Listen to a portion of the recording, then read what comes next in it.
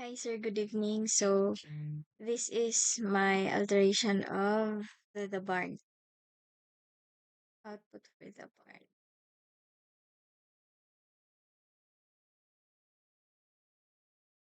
This is it. So, ang pang-usog, ang color, ano part. So, this part.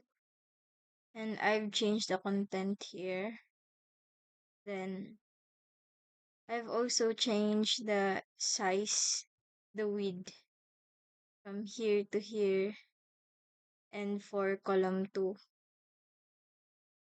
I changed it kasi bug. Dere. So, yes. For the code, para sa pag-change na sa width, ngari sa column 1, bale, murag kung i-base sa daan, murag kaninga part, dinhi sa dire, lapad-lapad ni siya compared dire. Lapad-lapad ni siya compared sa daan. So, karon kay nag-change color man ko, unya image man ditong gigamit nga background para ni nga part. So, ang gibawasan niyang content para murag mabagay gamay. Then dire ang ipalapad para gamit ang space nga ning dakog sa tungod kining sibog man lagi ning sa various nga part. Unya dinhi siya.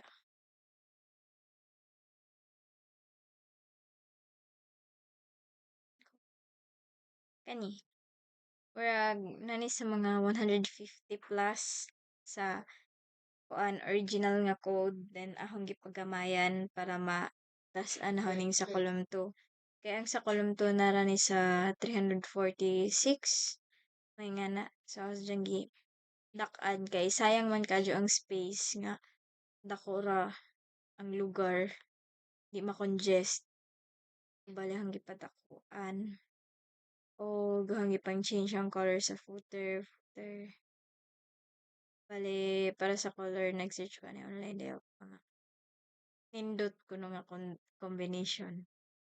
Cherries. Um,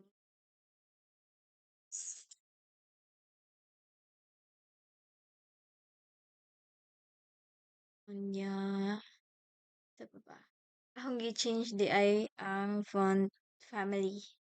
Bale, ang para sa body, kaning mga text. Ako ni si Jangi Gamang Comic Sans MS. And para sa each one, kaning diri, kani kaning Verioros, kaning welcome to my website, kaning Lorem Honinggi Gamang Century Gothic. Kani pod kaning by free CSS templates. YouTube. Century Gothic kasing gi-change. So, mao to si siya.